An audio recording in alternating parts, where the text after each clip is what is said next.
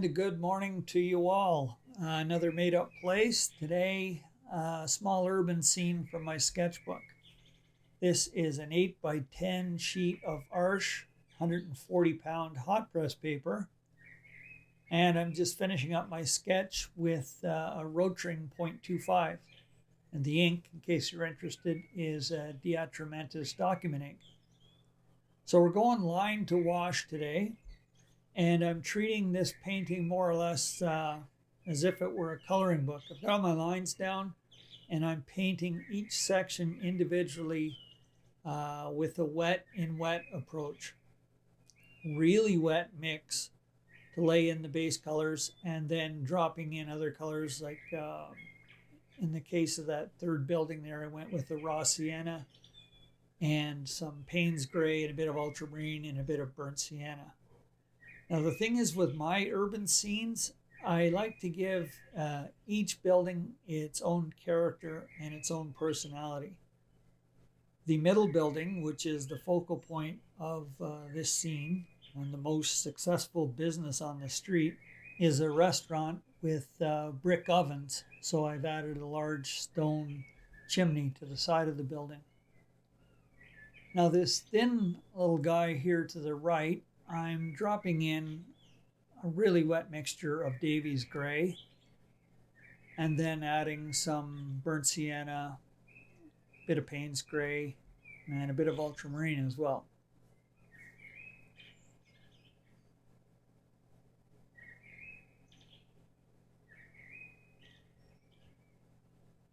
Now here, I'm not sure what color I'm going to use for the entire restaurant, so I put in some raw sienna.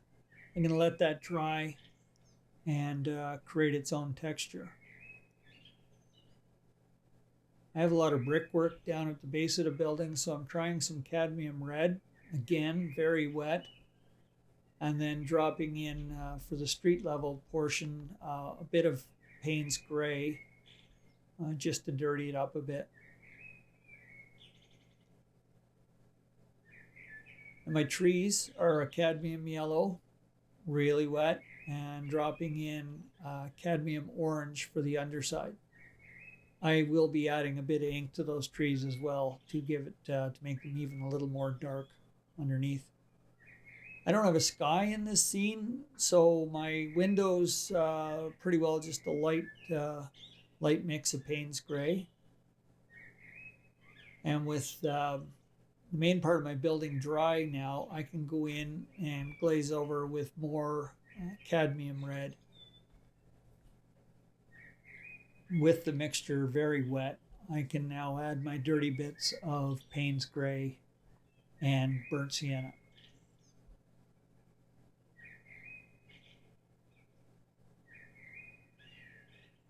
I'm using the same application for the tile roof on that building. It's burnt sienna, and right at the bead I dropped in some Payne's gray. As mentioned earlier, I'm doing a bit of hatching under the trees just to darken them up a little more on the underside. And I'm painting out some of the details at street level.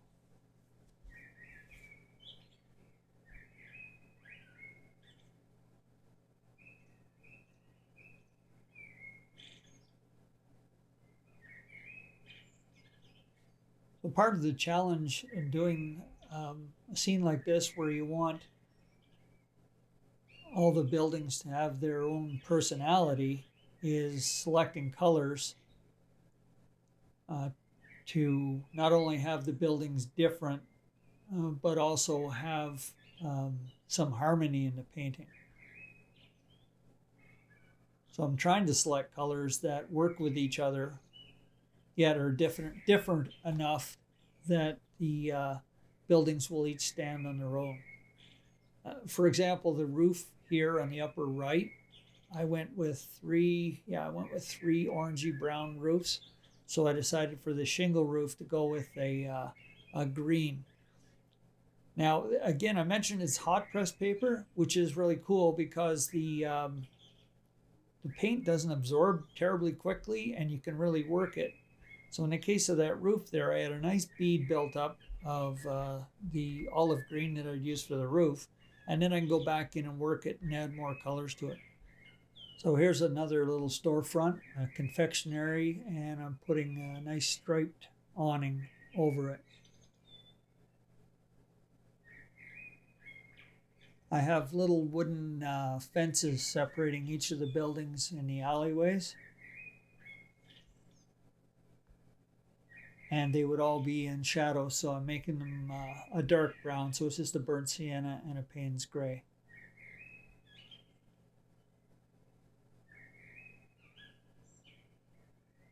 Now I'm on my last building, and I want to keep the flow of the scene going, so I'm going with a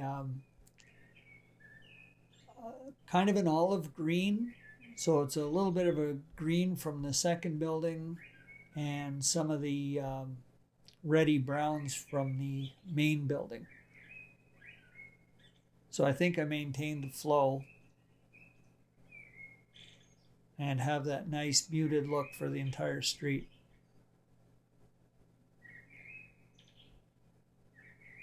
So same as I've done all the way through, each section is painted individually, wet and wet, and then I drop in other colors. Doing the same for the storefront down here as well. Olive green mix, wet and wet, and then for the street level, adding in some, looks like I went with burnt umber and a bit of Payne's gray, just to show the dirt from the from street level.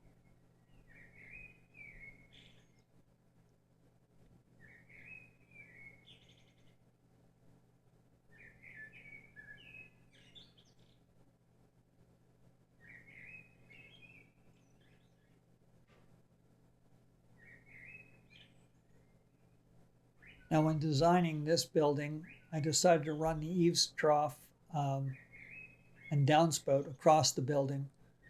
It's a rather tall, thin building, so I thought I'd just break it up with the downspout.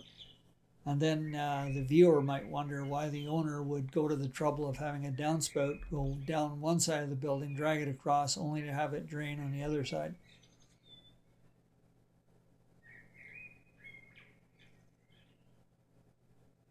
Using my rigger brush to do the finer details here, the trim around the doors and the street light.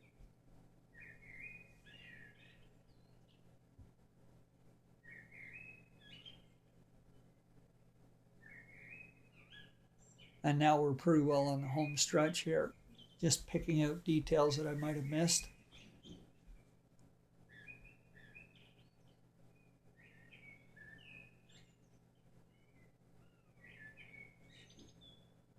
And now we can talk about shadow. This scene has no sky and no background. So often in cases like that, I just assume the light is like it's a midday type of thing where the light is being cast straight down. So light will be coming down. All the shadows will be cast downward, like under the ledges, under the roof lines, under the balconies, etc. And as I always say, I find that adding shadows to any picture really defines the building, really gives them depth, and really helps the overall picture just more or less jump off the page a bit. Gives it more of a 3D look.